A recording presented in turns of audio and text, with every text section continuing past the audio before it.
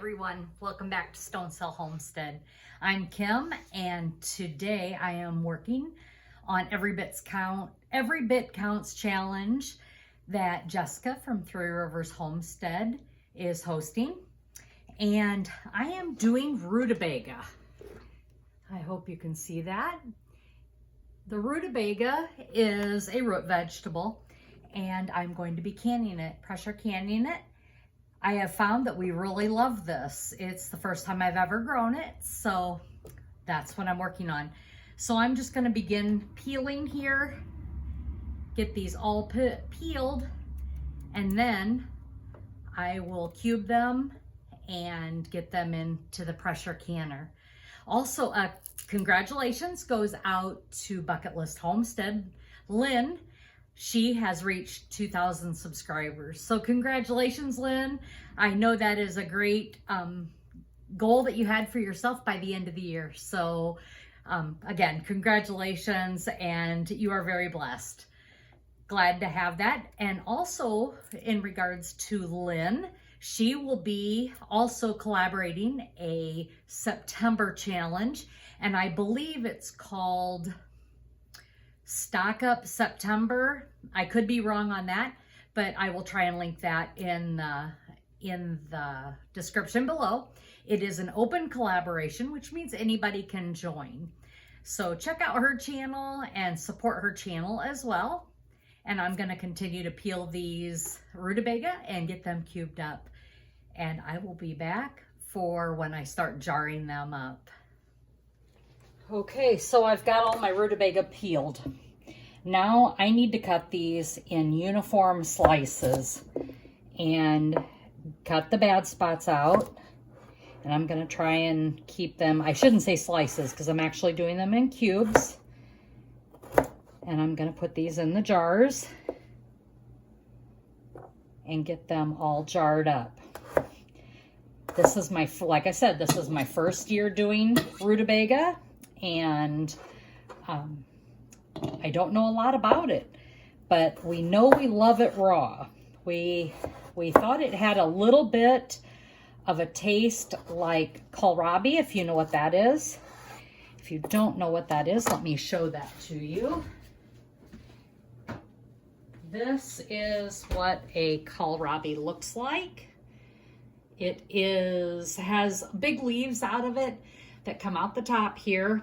Kind of reminds me of, oh goodness, a cabbage leaf, I guess, but that's not really the case. What it is, a radish leaf maybe. I don't know what to say it comes out of. But anyway, this comes out, it's above ground. You pull it out, the root goes down in the ground, and then you peel it, and then you make slices. We like it with salt or without salt. But again, very raw.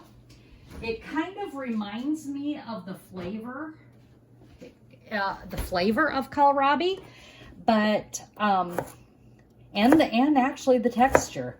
But it also has a potato texture. You know, it's hard like this to cut, and it's firm.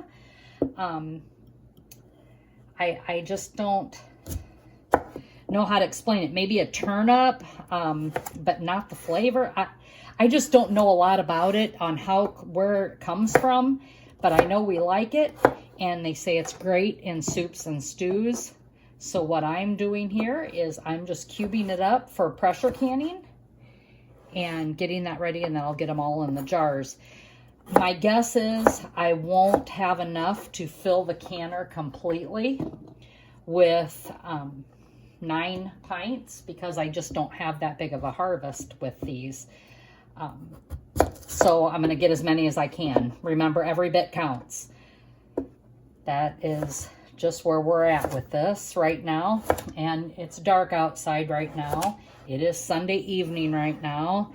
I have had a full weekend, and as you all know, I work third shift. So I am now in the process of turning my weekend around from being up during the days. There was a couple things we did during the days.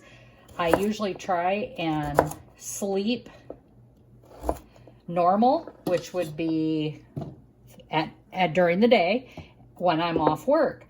And this week I just had stuff I had to take care of during the week. I had appointments and other stuff that just was going on. So I did flip my schedule around for a couple days, and I don't do that very often. I usually sleep quite well during the day. So it is right now 11:10 p.m. in northern Indiana, and I am starting my canning, and this will keep me up all night because I'll be taking care of the pressure canner as well.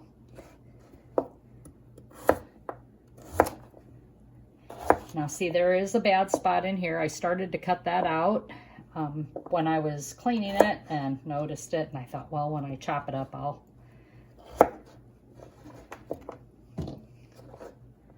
will do that.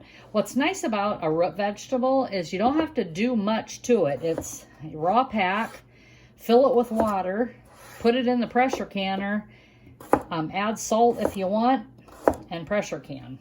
That's it. And my All-American pressure canner is what I'm going to be using today. My son, I went to church with them this morning. My son, youngest son, is in Fight Club, and that is through his church, and he's doing that. So there's some things that I wanted to see at church today with them. So I went to their church, and that's always fun to see, and see how each of the men grow, and it's life-changing for them. So went to church with them this morning, and you're always welcome if you're in northern Indiana, near Goshen, Indiana, Grace Community Church. You're always welcome to come and join in. They have a great youth ministry as well as an adult ministry, community outreach. They're just really a great church. Our home church is Napanee Missionary, so if you're ever in Napanee, of course, you're welcome to stop in there as well. It's a huge church. They are starting an outreach in Noble County, Indiana. So it's a lot of church growth, so that's always good to have as well. Get to meet a lot of great people by going to other churches, and your home church is great, but I do like to attend with my son and his family and see what they're doing in their church. So as you can see, I'm just doing cubes here, and I'm just going to cut it just like I would if I was doing carrots. I think that's the best way to explain it, or potatoes. I'm just cutting these down in nice cubes. I'm trying to get them kind of close to the same size, but obviously that's not gonna happen all the time. I'm just trying to get them as close as I can to that. So I'm going to finish cutting these. If I have to go out to the garden to get more because I don't have enough to fill jars, I will put on my husband's headlamp. He told me where it was, and I'll go to the garden in the middle of the night, and I will pick rutabaga. I'm sure people will probably wonder what in the world that woman's doing out there in the middle of the night in the garden, but you know what? You got to do what you got to do. When there's produce to be canned and processed, it has to be done. We all know that, especially during August for Every Bit Counts Challenge.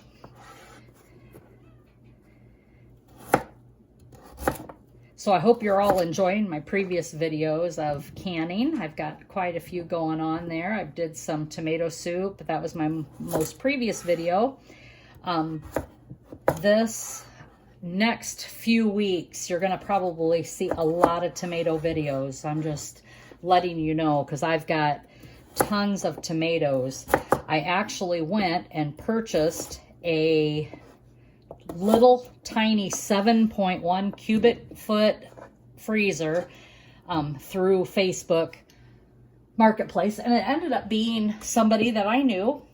Anyway, they posted this little chest freezer for sale, and the reason we were needing it is because I freeze all my tomatoes that I don't eat fresh until they are all done in the garden so that I can have one very huge tomato processing day. I do that so, like I said, one day. When I'm doing salsa, I need to cut them all down. When I'm doing diced tomatoes, I need to cut that all, cut them, you know, skin them and then dice them and get them in jars. Well, when you freeze a tomato, when you bring them out of the when you bring it out of the freezer, what's nice about that tomato is the minute it starts thawing, if you just run a little bit of water over them, the skin slips right off and you don't have to blanch anything. And so that is what I do, and that is mainly for convenience. I just enjoy doing it that way so I can do it all in one day, and that just works the best for me. As you can see, I've got a couple little dark spots on this rutabaga, and I'm just cutting that off. So I don't have any black spots on my rutabaga when I can them, and the jars look nice. And I don't know if that's bug damage. I'm not quite sure what kind of damage is this. These rutabaga that are really small that you see, those were just not thinned out, and that was my fault. They were down in and I couldn't see them, and so I decided, well, I'm just going to pick them and peel them and put them in the jars. They all eat the same, right? And that's what I decided to do.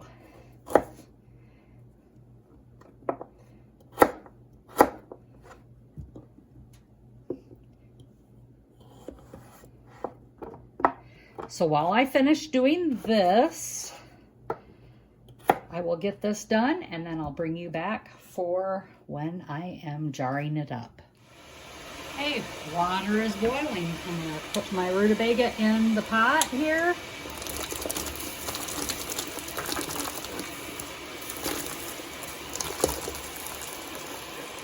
And I'm going to blanch it.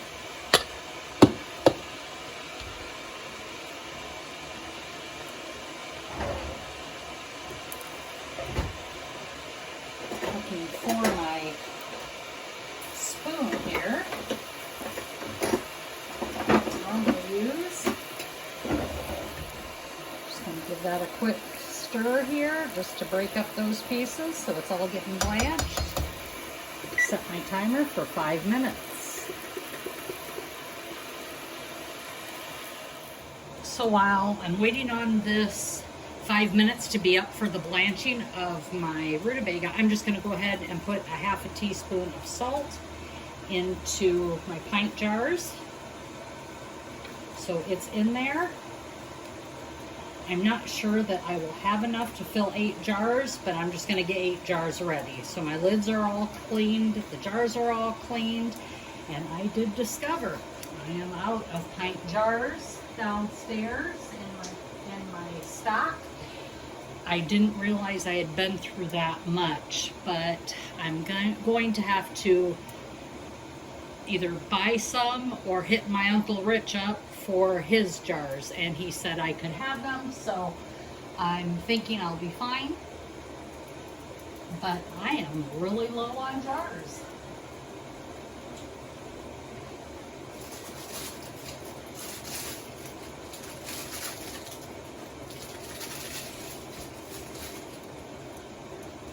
So I'm getting my 4 jars lids out for my regular mouth. I'm still working through some of the stock I had in the ball jars.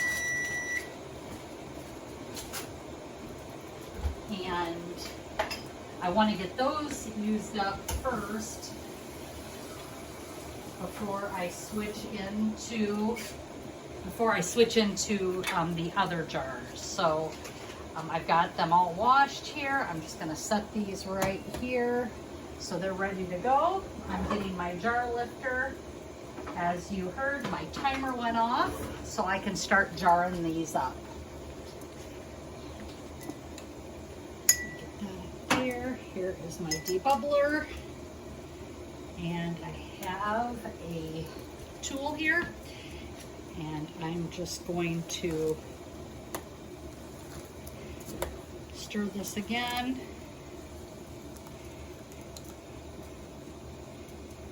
And pop these in the jars. 1-inch head space, so I'm going to be very careful about that. Oh, my other tea kettle is going off, so I'll get that off of the stove. There we go. And we're just going to fill these jars up.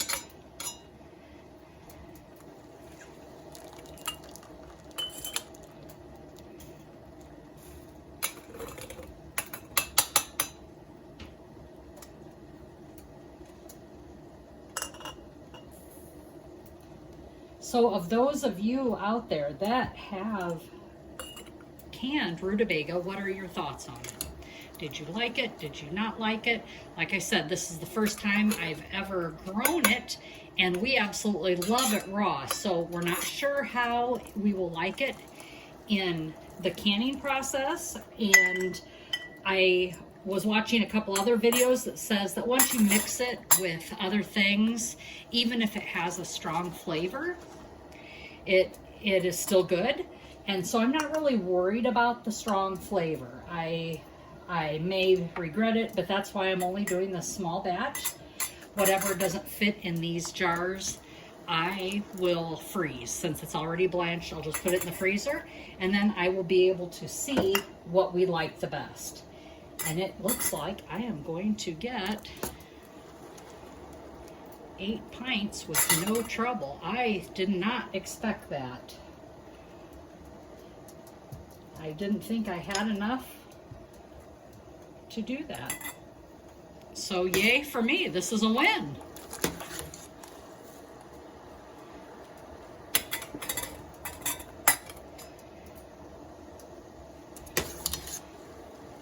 I have enough in here that I'll be able to use this in the freezer.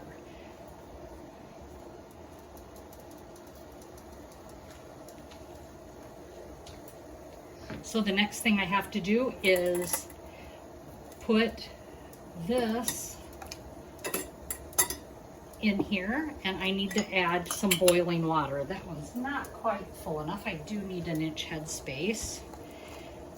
And I'm probably gonna end up having to take some out because I put too much in.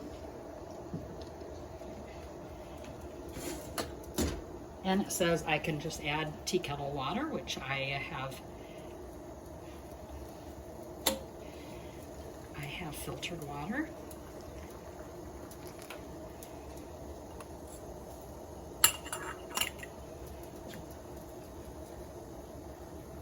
And the mark on the bottom of the jar, turn this off, is just below the hip of the jar is what I call it.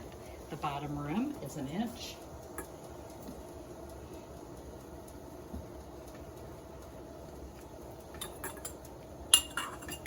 I will debubble these, and I will be right back. So I am debubbling these, and I tasted one of the blanched cubes, and it does change the taste the minute it's cooked, but it's a good flavor to me. It says it makes it stronger, and I'm gonna say it tastes more like cabbage. And I know that sounds strange, but maybe none of you will, I mean, the ones that have canned it, maybe you already know that.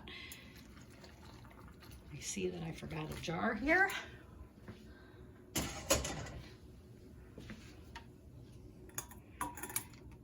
But it tastes quite delicious.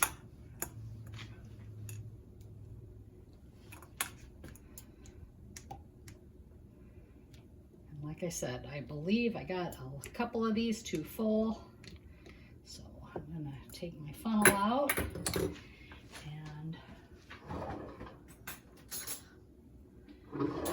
going to see what kind of headspace I have.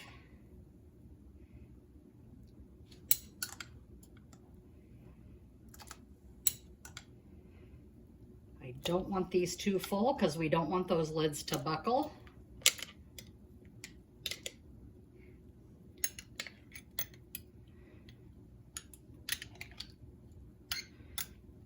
Pull a few pieces out of there.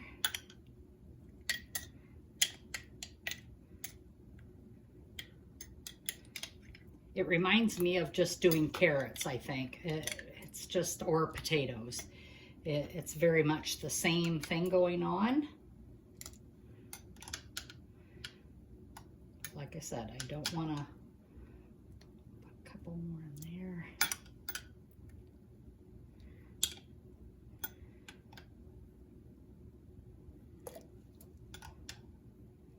There we go.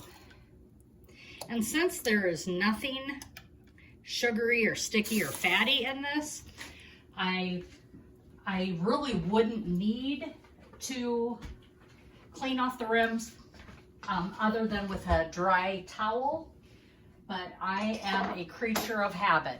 So I always, always, always use my white vinegar.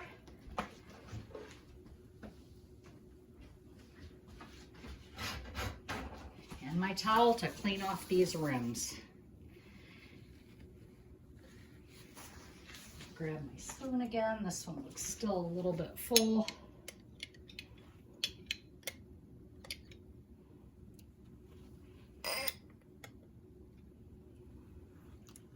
There we go, much better. But I just do it.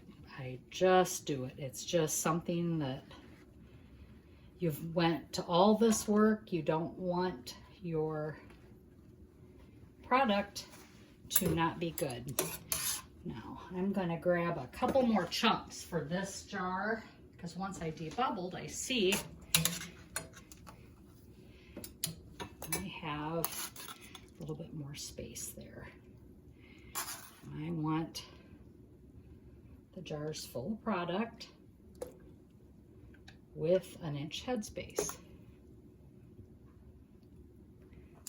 There we go.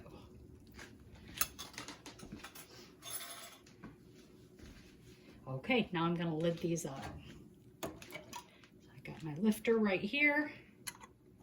I got my 4-jar regular mouth lids that I'm using. And the jars that have wide mouth, those are still from the remainder of my stock that I've been solely using, that I have stocked up over the years. And for whatever reason, this year, not only did I use all the jars that I emptied, but I have used a lot more. And I did try new recipes, so that's probably why it happened. So here are my jars. I'm going to put the rings on and bring you right back when we get them in the canner. So I've got my All-American canner here. I'm going to get this turned on. We're going to start bringing the water up to temperature. And I am just going to pour my boiling water that I have left from my tea kettle to get my 2 inches of water down in the base. And between the tea kettle water and this, I should have 2 inches of water, and it looks like I do.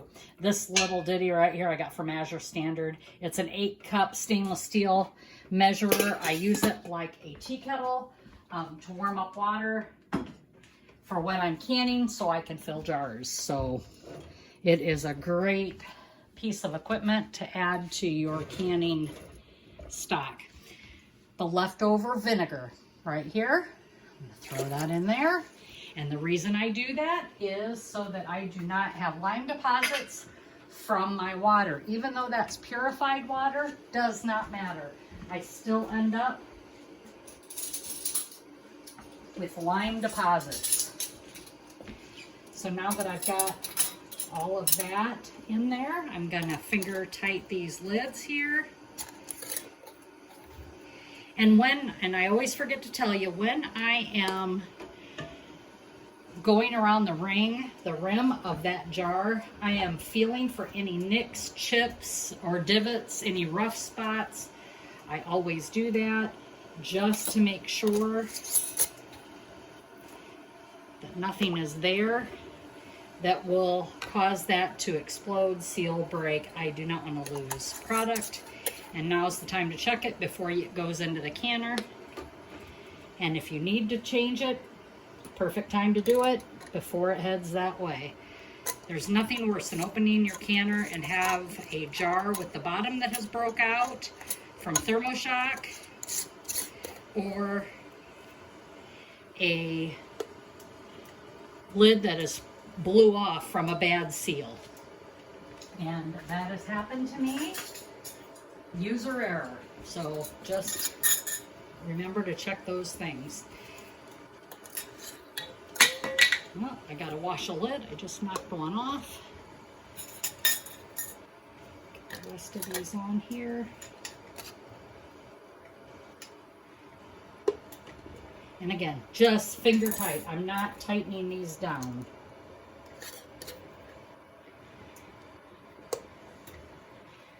Wash this lid again real quick since it fell.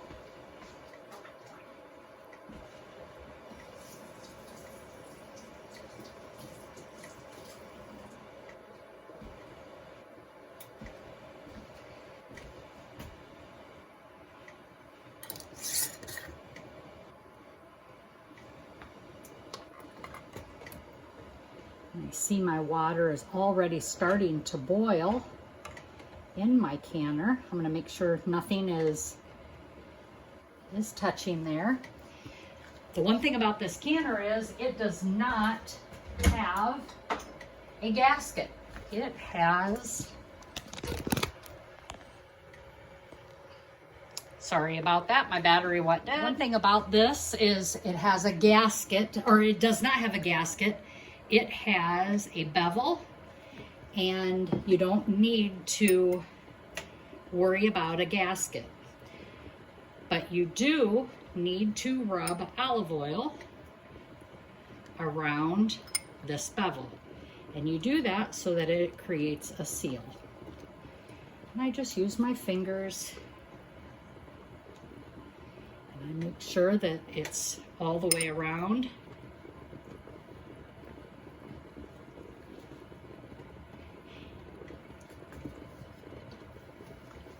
Now I'm going to grab the lid, and you will see there's a divot right here. I'm going to bring you over just a little bit. There is a divot right here.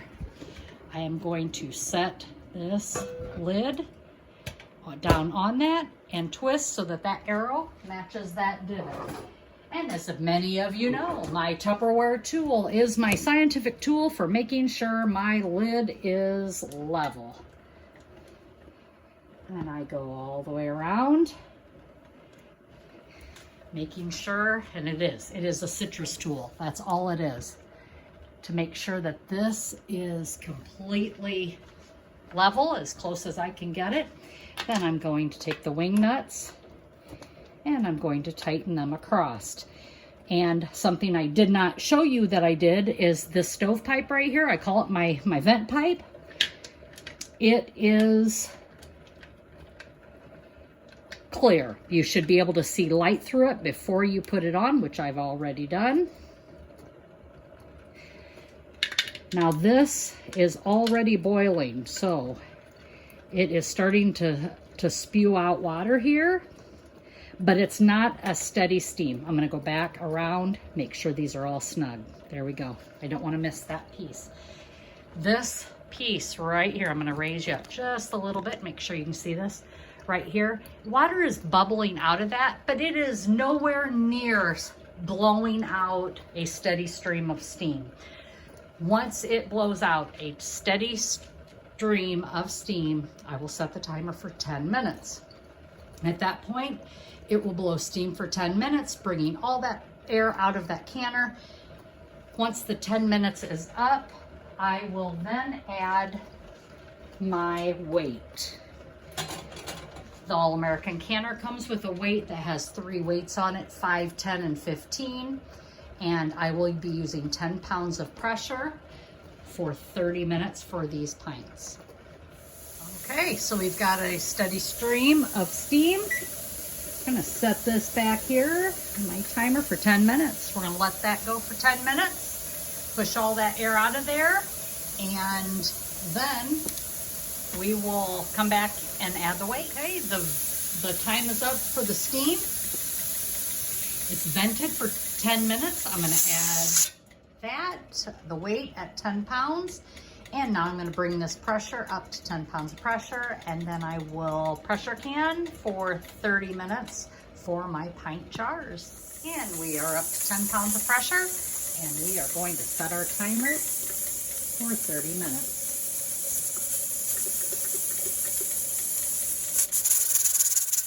And my weight is bobbling. I'm gonna turn down the heat a little bit just so that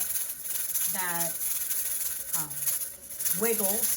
Some call it needs to wiggle for about 4 times a minute, and pressure needs to remain at 10 pounds. So we will see you when we're done. Timers went off. I'm going to turn off the heat, and I am going to let this come down naturally down to 0, and then after it comes to 0, I'm going to let it set for probably another 10 to 15 minutes.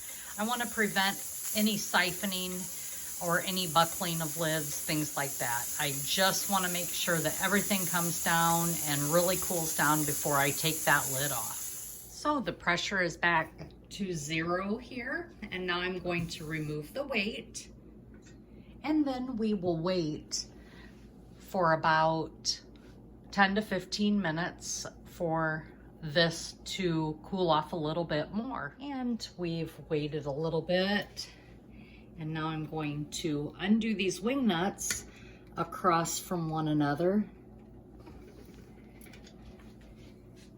just like I did tightening them.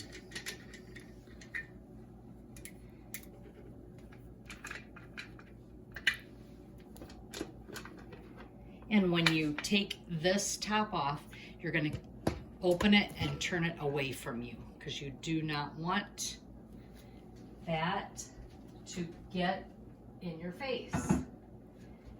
You want to protect yourself from the steam.